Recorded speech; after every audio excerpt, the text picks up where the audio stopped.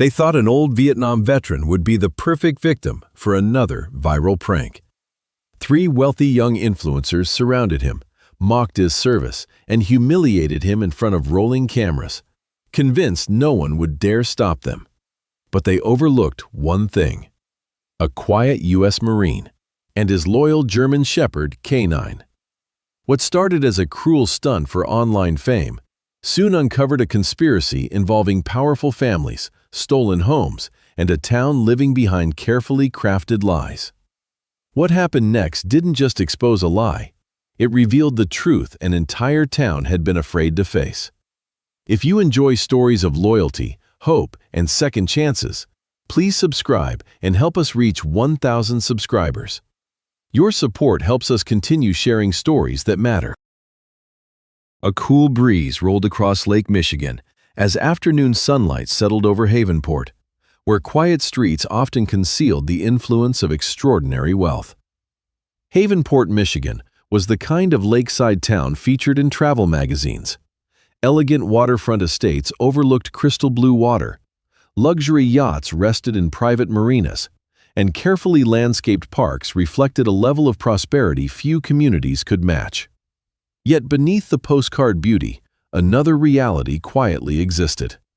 Real estate corporations financed local development. Influential families maintained close relationships with elected officials, and many residents had learned that challenging people with power rarely ended in their favor. Most simply kept their heads down and lived their lives. Master Gunnery Sergeant Daniel Brooks had no intention of becoming part of that world. At 42, Daniel still carried the unmistakable presence of a United States Marine. Standing just over 6 feet tall, he possessed broad shoulders, a powerful, athletic build, closely cropped dark brown hair, and a neatly trimmed beard touched by the first signs of gray. His steel blue eyes remained calm, alert, and constantly observant, unconsciously measuring distances, reading body language, and noting every exit around him. Years of combat across the Middle East had trained his mind to recognize danger long before most people noticed it. During his final deployment, an explosion had permanently damaged his left leg, forcing him into retirement after more than 2 decades of service. The injury ended his career, but never weakened the discipline that defined him. Every morning began before sunrise, every task was completed with quiet precision, and every promise he made was kept without exception. When retirement arrived, Daniel politely declined every invitation to become a military consultant, motivational speaker, or television guest. He had spent enough years living in conflict. What he wanted now was silence. That desire led him to a modest cedar cabin beside the marshland outside Havenport, where the sounds of wind, birds, and gentle water slowly replaced the echoes of helicopters and distant explosions that still visited him in restless dreams. His closest companion was Shadow, a 5-year-old German Shepherd canine whose striking black and rich amber coat concealed the scars of a life spent protecting others. A long scar crossed his left shoulder beneath the thick fur, the result of an explosion during Daniel's final mission. Trained in explosive detection, tracking, and search operations, Shadow had repeatedly saved Marines by locating hidden threats before anyone else could see them. On that final deployment, he instinctively threw himself toward Daniel moments before the blast, absorbing much of the impact that would have killed his handler. Since then, the bond between man and dog had grown beyond spoken commands. A slight movement of Daniel's hand, a quiet glance, or a simple change in posture was enough for Shadow to understand exactly what to do.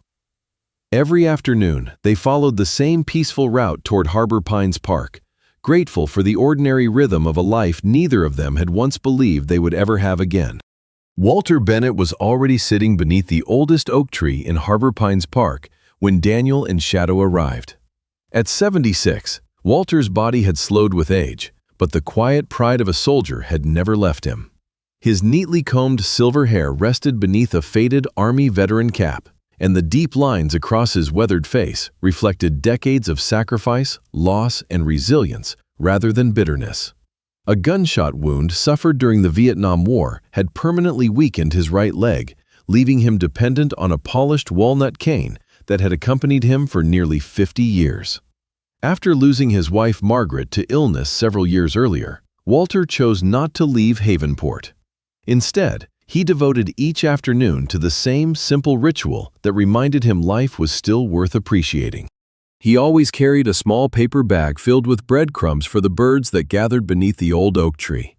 Tucked beside it were 2 homemade dog biscuits wrapped carefully in a napkin, reserved exclusively for Shadow. Inside the worn leather notebook resting on his lap were the handwritten names of every soldier from his platoon who had never returned from Vietnam. Before leaving the park each day, Walter quietly read 1 page to himself, believing that a man's memory only truly disappeared when someone stopped speaking his name. Shadow noticed Walter before Daniel did. The German shepherd's ears lifted, and he glanced briefly at Daniel. Receiving only the slightest nod, Shadow walked forward with calm discipline and gently accepted one of the biscuits before sitting beside the old veteran. Walter smiled warmly as he scratched behind the dog's ears. Daniel watched in silence. Few people earned Shadow's complete trust, yet Walter had done so without commands, treats, or training. He had earned it through patience, kindness, and the quiet respect one veteran instinctively offered another. Several hundred yards away, the peaceful afternoon was interrupted by the arrival of a black luxury SUV. 3 young men climbed out carrying cameras, smartphones, and wireless microphones. 19-year-old Evan Whitmore led the group with effortless confidence.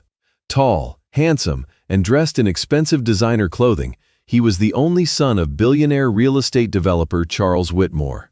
Evan loved attention, measured success by online views, and believed almost anyone could become entertainment if the camera was pointed in the right direction. Walking beside him, Mason Cole adjusted his camera with practiced efficiency. Slim, sharp-eyed, and exceptionally talented at video editing, Mason had built a reputation for turning ordinary footage into sensational stories, often blurring the line between truth and fiction. A few steps behind them came Tyler Grant, whose thoughtful expression contrasted with his friend's excitement. Tyler had begun questioning the increasingly manipulative direction of their social media channel, Truth Exposed, but lacked the confidence to challenge Evan openly. At that moment, Daniel felt his phone vibrate inside his jacket. He looked down and saw a familiar name: Colonel Rebecca Sloan, his former commanding officer. Daniel stared at the screen for several quiet seconds before locking the phone and slipping it back into his pocket. Across the lawn, Evan lowered his sunglasses, fixed his eyes on Walter, and smiled. "I think," he said softly, "we've just found our next story." The following afternoon, Harbor Pines Park appeared no different from any other autumn day. Children chased pigeons across the walking paths. Elderly couples occupied familiar benches beneath the towering oaks, and the calm waters of Lake Michigan shimmered beneath a cloudless sky. Nothing in the peaceful scene hinted that someone's reputation was about to become the target of a carefully planned deception. Walter Bennett arrived shortly after 2 o'clock, moving at his usual unhurried pace with the polished walnut cane supporting his weakened right leg. The faded Army veteran cap rested neatly above his silver hair, and his worn leather notebook remained tucked beneath one arm beside the paper bag of breadcrumbs. His routine never changed because routine gave him comfort. Every afternoon he greeted the same birds, sat beneath the same oak tree, and quietly honored the names of the young soldiers who had never returned from Vietnam. He believed consistency was another form of loyalty. Daniel Brooks and Shadow were not far away. Daniel had stopped near the lake to watch a small sailboat drift across the water, while Shadow calmly remained at his left side, scanning the park with the quiet awareness that years of military training had made instinctive. Although retirement had removed them from the battlefield, Daniel never completely relaxed in crowded places. Old habits survived because they had once kept people alive. A black luxury SUV rolled into the parking lot precisely as Evan Whitmore expected. He stepped out first, flashing an easy smile that had convinced thousands of online followers he genuinely cared about exposing injustice.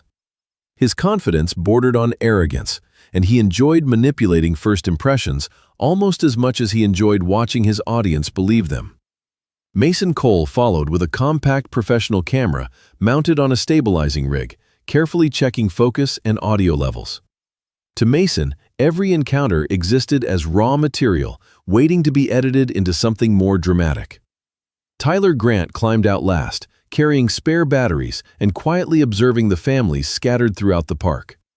The uneasy feeling that had followed him since yesterday refused to disappear. "You ready?" Evan asked. Mason grinned. "Cameras rolling." Tyler hesitated. "Let's just keep it respectful." Evan laughed without looking back. Respect doesn't get a million views. The three young men walked toward Walter with practiced confidence. Evan slowed several feet away before offering a warm smile. "Mr. Bennett?" he asked politely. "We're filming a short feature honoring American veterans. We'd really appreciate hearing about your service, if you don't mind." Walter looked up with mild surprise. Compliments still embarrassed him after all these years. He studied the three young men for a moment before offering a gentle smile of his own. "If it helps people remember the men who didn't come home," he replied softly, "I'd be happy to answer a few questions." Several yards away, Daniel noticed the small interview beginning. He saw nothing immediately alarming. Shadow, however, kept his eyes fixed on the strangers just a little longer than usual. Walter answered the first few questions with the quiet humility that had defined him for decades. He spoke briefly about serving in Vietnam, never mentioning medals or acts of courage, choosing instead to remember the young men who never returned. "The real heroes," he said, resting both hands on the top of his cane, "are the ones who never got the chance to grow old." Mason kept the camera steady, nodding politely, while Tyler listened with genuine respect. For a brief moment, he wished the interview would remain exactly as it was. Evan, however, had no interest in sincerity. He slowly changed the conversation. "Do you think veterans deserve more respect than young people today?" he asked. Walter smiled gently. "I think everyone deserves respect." Evan tilted his head. "So you believe this generation has become weak?" Walter frowned slightly. "I didn't say that." "But isn't that what you meant?" "No." Walter's answer remained calm, but Evan continued pressing, twisting every response into something it had never been. Tyler shifted uneasily from one foot to the other. "Evan," he said quietly, "I think we've got enough." Evan ignored him. "So if someone disagreed with you," he continued, "would you say they don't appreciate the military?" Walter sighed, realizing the conversation was no longer an interview. "Young man," he answered politely, "you're asking questions only to hear the answers you've already decided on. That's not a conversation." Without another word, Walter reached for his cane and turned to leave. That was the moment Evan had been waiting for. As Walter slowly stepped away, Evan casually nudged the cane with his foot, then bent down as if adjusting his shoe. In one smooth movement, he slid the cane beneath a nearby park bench where it disappeared into the shadows. Walter took another step before realizing his support was gone. He paused, looked around in confusion, and instinctively reached into empty air. Daniel noticed the movement immediately. Before he could react, Shadow was already moving. The German shepherd trotted calmly toward Walter without barking or showing the slightest sign of aggression. He gently pressed his shoulder against the old veteran's leg, giving him enough support to remain standing. Then Shadow lowered his head, sniffed beneath the bench, and carefully pushed the hidden cane back toward Walter with his nose. Several people nearby smiled at the remarkable display of intelligence. A mother quietly pointed the scene out to her young daughter, while an elderly couple exchanged approving glances. Mason lowered the camera for a brief second. "What a shot," he murmured. Evan's expression hardened. "Keep filming." Daniel arrived beside Walter and picked up the cane, placing it carefully back into the old veteran's hand. "You all right?" Walter nodded with a grateful smile. "I'm fine, thanks to both of you." Evan stared silently at the scene, already imagining how differently it would appear once Mason finished editing. "Cut everything before Daniel walked over," he whispered. Mason hesitated. "But the dog helped him." "I said cut it." Tyler looked from Walter to Shadow, then back at Evan. For the first time since joining Truth Exposed, he felt less like a content creator and more like an accomplice. That evening, the edited video appeared online under a bold headline: "Retired military man intimidates teen volunteers." Miles away, inside the top-floor office of Whitmore Development, billionaire Charles Whitmore watched the video without changing expression. His silver-haired attorney waited quietly beside the massive window overlooking Havenport. Charles pressed pause, smiled faintly, and spoke only one word: "Good." Across town, Daniel watched the same video on his phone in the silence of his cabin. He neither argued nor responded online. He simply locked the screen, glanced at Shadow lying beside the fireplace, and quietly wondered who truly stood to benefit from turning a peaceful afternoon into a lie. A cold wind swept across Havenport before sunrise, carrying dark clouds over Lake Michigan as the town slowly awakened beneath an uneasy silence. By breakfast, the edited video had spread far beyond the audience of Truth Exposed. Local community pages reposted it with dramatic headlines. Neighborhood forums argued fiercely over what had happened at Harbor Pines Park, and complete strangers confidently judged people they had never met. Some claimed Daniel Brooks was an unstable retired Marine who had frightened innocent teenagers. Others insisted Walter Bennett had exaggerated the incident to gain public sympathy. The harshest accusations were directed at Shadow. Dozens of comments demanded that military attack dogs be banned from public parks before they harmed a child. The truth had become almost impossible to recognize beneath thousands of emotional opinions. Daniel glanced at only a handful of comments before locking his phone and slipping it into his jacket pocket. 22 years in the United States Marine Corps had taught him that panic rarely solved problems, and that reacting too quickly often helped the person creating the chaos. He had survived ambushes, roadside bombs, and long nights waiting for intelligence that never arrived. Compared with those memories, anonymous voices on the internet seemed insignificant. Even so, watching Shadow become the target of fear quietly unsettled him. The German Shepherd had spent years detecting explosives and protecting Marines who would never know how close they had come to death. Seeing people describe him as dangerous simply because of a dishonest video felt deeply unfair. Shadow sensed the difference without understanding the words.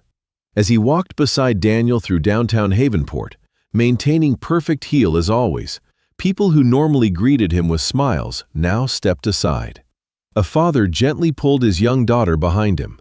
Two joggers crossed to the opposite sidewalk.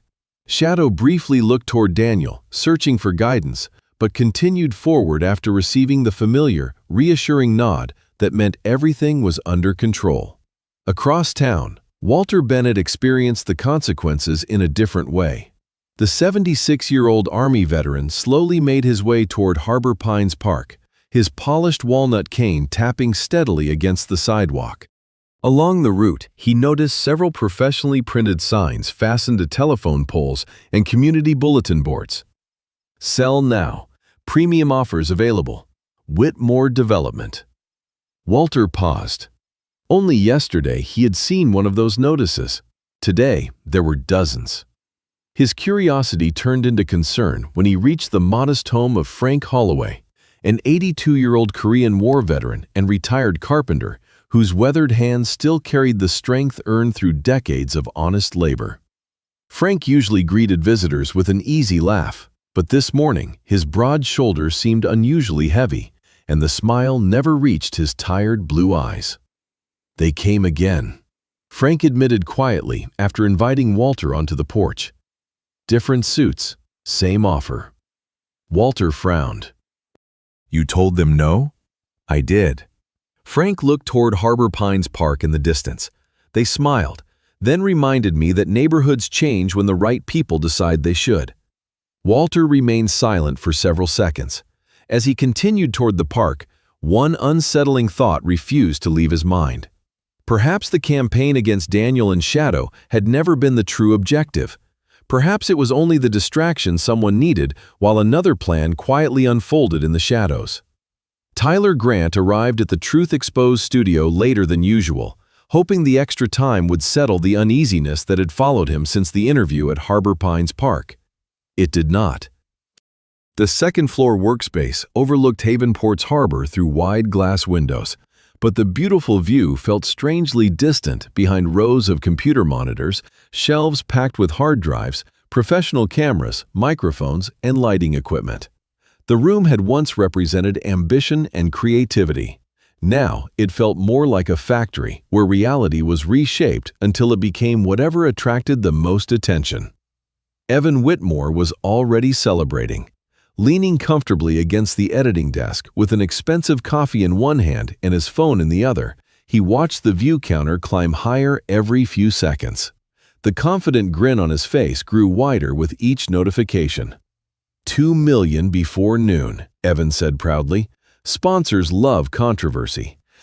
Mason Cole barely looked up from his keyboard. His fingers moved rapidly across shortcut keys with the confidence of someone who had spent years mastering professional editing software. To Mason, manipulating footage had become a technical exercise rather than a moral decision. "I told you," Mason replied. "People don't share facts, they share outrage." Tyler forced a smile but said nothing. When Evan left to answer a call from a marketing agency and Mason went downstairs to collect a package, Tyler found himself alone. His eyes drifted toward the Harbor Pines project, still open on one monitor. Almost without thinking, he clicked into the editing history. Several hidden sequences appeared. His pulse quickened. There was Walter, calmly answering every question with dignity. There was Evan, repeatedly trying to provoke him. There was Shadow, gently supporting the elderly veteran after the cane disappeared. There was Daniel, arriving only after Walter had already begun losing his balance. Tyler watched the untouched footage twice. Everything the internet believed had been created inside this room. He opened another project, then another. The pattern repeated itself. Small pauses had been removed. Reactions had been shifted. Questions had been reordered. Moments taken completely out of context suddenly became the emotional climax of a story that had never truly happened. The realization settled heavily across his shoulders. Truth exposed had not slowly lost its integrity. It had been built on carefully manufactured narratives from the very beginning. A floorboard creaked outside. Tyler immediately minimized the folders, just as Mason returned carrying a cardboard shipping box. "You still checking yesterday's project?" Mason asked casually. "Just organizing backups," Tyler answered, keeping his voice steady. Mason shrugged. "Don't waste time keeping raw files forever. Once the final version goes live, nobody cares how we got there." Those words echoed in Tyler's mind long after Mason returned to editing. Late that evening, Tyler sat alone inside his bedroom, listening to rain strike the window while a small, encrypted solid-state drive rested in his hands. Months earlier, whenever something about an edit felt dishonest, he had quietly copied the untouched footage before it could disappear forever. At the time, he had told himself it was simply good professional practice. Tonight, he finally understood why he had never deleted those files. One by one, he opened the backup folders. Every original recording remained exactly as it had happened. Every edited version told a different story. Tyler slowly leaned back in his chair. For the first time, he realized he was no longer preserving old projects. He was preserving evidence. Outside, thunder rolled across Havenport. Inside the quiet room, Tyler made a decision that would change everything. He copied every original file onto a second encrypted drive and hid it in a place where no one, not Evan, not Mason, not even his own family, would ever think to look. Night settled quietly over Havenport, but the silence carried none of the peace Daniel Brooks had hoped to find when he retired. A cold wind swept through the marsh outside his cabin, rustling the reeds beneath a sky hidden behind heavy clouds. Shadow suddenly lifted his head from beside the fireplace. The German shepherd's ears stood erect as he stared toward the gravel driveway, sensing a familiar but anxious presence long before a knock reached the front door. Daniel opened the door without hesitation. Standing beneath the porch light was Tyler Grant. The young man looked nothing like the confident content creator Daniel had seen in Harbor Pines Park. His shoulders were tense, dark circles surrounded his tired eyes, and his hands gripped a weatherproof backpack so tightly that his knuckles had turned pale. Tyler's normally tidy brown hair was damp from the mist outside, and his breathing suggested he had driven across town without once slowing down to think. Fear had replaced hesitation. "I don't have much time," Tyler said quietly.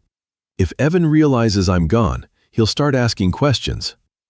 Daniel studied him for several seconds before stepping aside. "Come in." Shadow approached Tyler cautiously, sniffing his hand before calmly returning to Daniel's side. The dog's relaxed posture told Daniel something important. Whatever Tyler carried, it was not a threat. Inside the cabin, Tyler carefully removed a compact, encrypted solid-state drive from his backpack and placed it on the wooden table. "This isn't just the Walter video," he said, struggling to keep his voice steady. "It's everything I managed to save." Daniel remained silent. Tyler continued. "I started making copies months ago. At first I thought it was just insurance. Sometimes Mason's edits didn't feel right. Then it kept happening." He swallowed hard before opening his laptop. One folder after another appeared across the screen. Each project contained 2 versions: raw footage, published version. Daniel watched silently as Tyler opened several examples. In one recording, a local restaurant owner patiently explained a misunderstanding with a customer. The final upload had rearranged the conversation to make him appear openly hostile. Another showed a volunteer refusing to abandon flood victims until emergency crews arrived. Clever editing transformed that decision into an accusation that she had ignored official instructions. Then, Tyler opened the Harbor Pines files. The untouched recording revealed every missing moment. Walter answering with patience, Evan repeatedly trying to provoke him, Shadow quietly supporting the elderly veteran after his cane disappeared, Daniel arriving only after Walter had begun losing his balance. No threats, no intimidation, no aggression. Only careful editing that manufactured an entirely different story. Daniel slowly closed the laptop. "This wasn't about views," he said. Tyler nodded. "I don't think it ever was." Daniel looked toward the encrypted drive resting on the table. "What else is on it?" Tyler drew a slow breath. "I haven't opened every folder yet." He hesitated before adding the words that had haunted him ever since discovering the archive. "But I think someone has been paying Evan and Mason to destroy specific people." For the first time since the entire nightmare had begun, Daniel realized the lies surrounding Harbor Pines Park might only be the visible surface of something far larger waiting beneath it. Daniel remained silent for nearly a full minute after Tyler finished speaking. Years of military service had taught him never to rush toward conclusions simply because they seemed obvious. Facts came first, assumptions came later. He inserted the encrypted drive into his own laptop and carefully opened the remaining folders one by one. Shadow lay quietly beside the table, watching Daniel's face rather than the screen, as though he could sense the importance of what was unfolding. The archive reached far beyond edited videos. There were spreadsheets listing project names, payment dates, anonymous client numbers, and encrypted correspondence between Evan, Mason, and unidentified contacts. Several folders contained signed property purchase agreements involving elderly homeowners living within a mile of Harbor Pines Park. Every sale had occurred only weeks after a viral controversy targeted someone in the same neighborhood. The pattern was too consistent to dismiss as coincidence. Tyler looked down at the wooden floor. "I never connected the videos to the property sales until yesterday," he admitted quietly. "I thought we were chasing views. I didn't realize we were helping someone pressure people into leaving their homes." Daniel slowly nodded. "This has gone beyond defamation." He reached for his phone. For the first time since leaving the Marine Corps, he deliberately searched for one name he had ignored for days: Colonel Rebecca Sloan. The call connected almost immediately. "Daniel," Rebecca answered without hesitation. "I was beginning to think you'd never call." Rebecca Sloan had commanded Marine intelligence support units during several overseas deployments. At 48, she possessed sharp gray eyes, short auburn hair, and the calm confidence earned through decades of leadership. She had built a reputation for solving complicated problems without unnecessary attention, believing that careful preparation always defeated emotional reactions. "I need help," Daniel said simply. Rebecca listened without interrupting as Daniel summarized the evidence. When he finished, her voice became noticeably firmer. "Do not send those files through email. Do not upload them anywhere. Keep every original copy offline." "I understand. I'm driving to Havenport tonight. I'll also contact attorneys experienced in digital fraud and a federal financial crimes task force. If someone is coordinating defamation to manipulate property values, this may be much larger than your town." Daniel thanked her before ending the call. Tyler looked relieved for the first time that evening. "So, someone actually believes me?" Daniel met his eyes. "The evidence does." The following afternoon, Rebecca arrived in Havenport carrying 2 secure evidence cases instead of luggage. Within hours, she arranged confidential meetings with attorneys, forensic data specialists, and federal investigators specializing in financial corruption. The original video files were copied using forensic procedures designed to preserve every timestamp and every edit, ensuring the evidence would remain admissible if criminal charges followed. As investigators quietly compared the footage with property records, another discovery emerged. Nearly every homeowner targeted by misleading online campaigns had later received unusually aggressive purchase offers from companies registered under different names, but ultimately connected through the same network of investors. The trail repeatedly led back toward businesses controlled by Charles Whitmore. Meanwhile, former victims who had watched the Harbor Pines controversy began contacting Rebecca's legal team after hearing confidential requests for witnesses. A restaurant owner, a charity volunteer, and a retired school coach each brought original messages, screenshots, and records showing how edited videos had damaged their reputations before investors attempted to acquire nearby properties. The truth was beginning to gather momentum. Across town, Evan burst into the editing studio after discovering Tyler's workstation had been cleared. "Where is he?" he demanded. Mason looked up from his computer. "I thought he was with you." Evan's expression hardened. Without another word, he opened the server logs. One folder had been accessed the previous night. Another had been copied.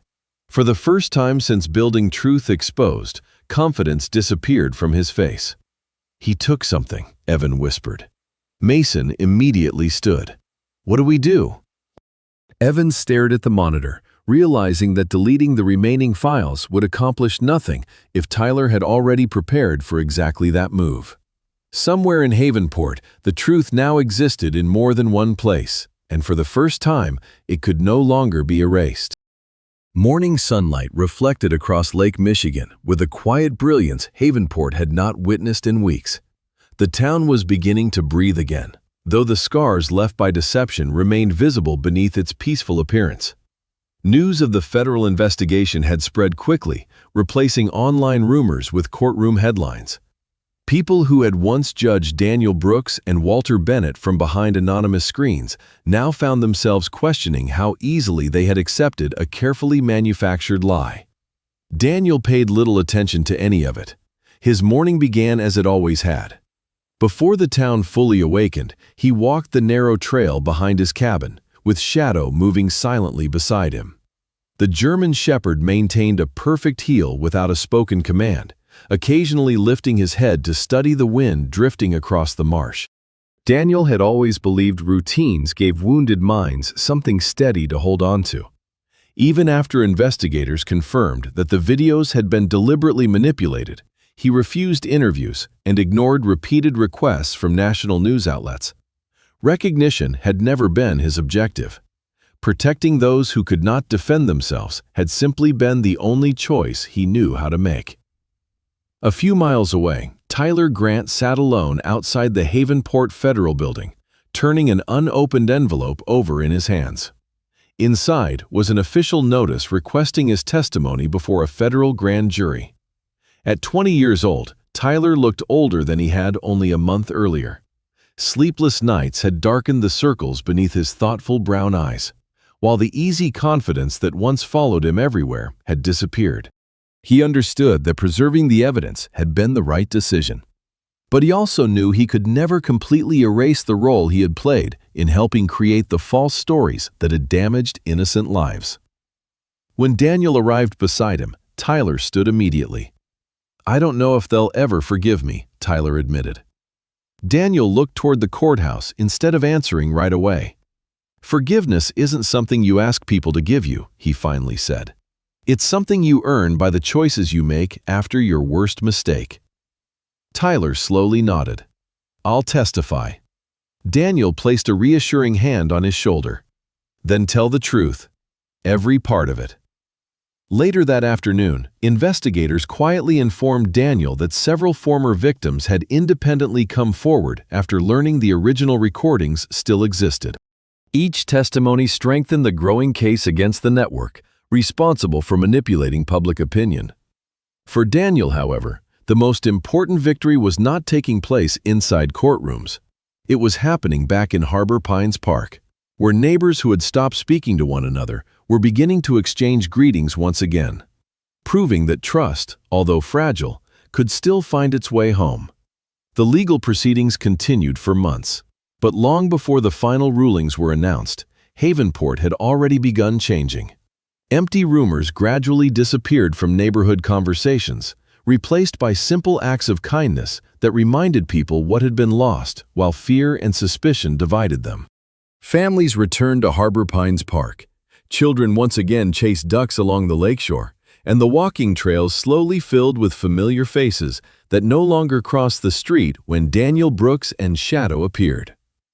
Walter Bennett never changed his routine.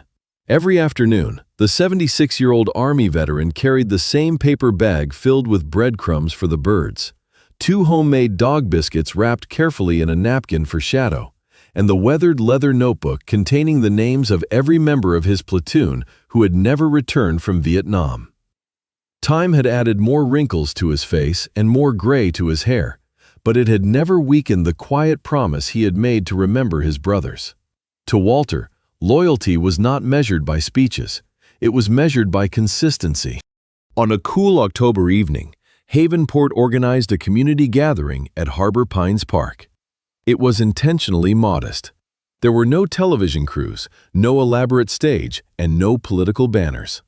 Local teachers, firefighters, nurses, police officers, veterans, business owners, and dozens of ordinary families simply came together to celebrate the people who had protected their community in ways that often went unnoticed. When the final speaker stepped away from the microphone, Walter slowly rose from the front row. Resting one hand on his polished walnut cane, he reached into the inside pocket of his old army jacket and removed a bronze challenge coin worn smooth by decades of careful handling. He walked toward Daniel. The park grew completely silent. "I carried this home after Vietnam," Walter said, his voice steady despite the emotion in his eyes. "For years I believed it belonged only to the past because it reminded me of the men I lost." Daniel respectfully shook his head. "It still honors them." Walter smiled softly. "It does, but today it honors something else." He placed the challenge coin into Daniel's hand and gently closed Daniel's fingers around it. "I once thought this coin would be buried with me. Today I know it belongs to someone who still lives by a soldier's oath." Daniel lowered his eyes to the weathered coin. For a man who had faced explosions, combat, and impossible decisions without hesitation, he found himself unable to speak. He simply nodded with quiet gratitude. Shadow stepped forward, gently resting one front paw on Walter's knee before looking up into the old veteran's face. Walter laughed through moist eyes and scratched behind the German shepherd's ears. "Good boy," he whispered. The words were simple, yet they carried the affection of a grandfather speaking to an old friend. As the sun slowly disappeared beyond Lake Michigan, painting the water in shades of gold and crimson, Daniel, Walter, and Shadow stood together without another word. None of them needed a speech to explain what the moment meant. They had all learned the same lesson through different lives.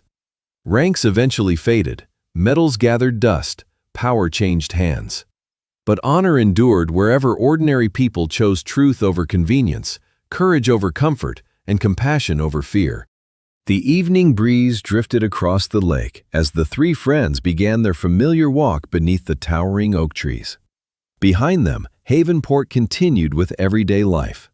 Ahead of them stretched a quiet path they had walked many times before, yet somehow it felt entirely new. For the first time in a long while, they were not walking away from conflict, they were walking toward peace. Sometimes we wait for miracles to arrive with thunder. But God's greatest miracles often come quietly, through a loyal friend, a courageous decision, or a stranger who chooses to stand beside us when the world turns away. Daniel, Walter, Tyler, and Shadow remind us that honor is not measured by rank, wealth, or applause. It is revealed in the moments when we choose truth over comfort, compassion over fear, and courage over silence. In everyday life, we may not face the same battles, but we all have opportunities to protect someone, forgive a mistake, speak the truth, or offer kindness when it matters most. Perhaps God does not always remove the storm. Sometimes He sends someone to walk through it with us. If this story touched your heart, please share it with someone who needs hope today. Leave a comment and tell us what lesson stayed with you. Subscribe to the channel for more stories about faith, courage, loyalty, and healing. May God bless you and your family, protect your home, strengthen your heart, and guide every step of your journey. May you always remember that even in your darkest moments, you are never truly alone.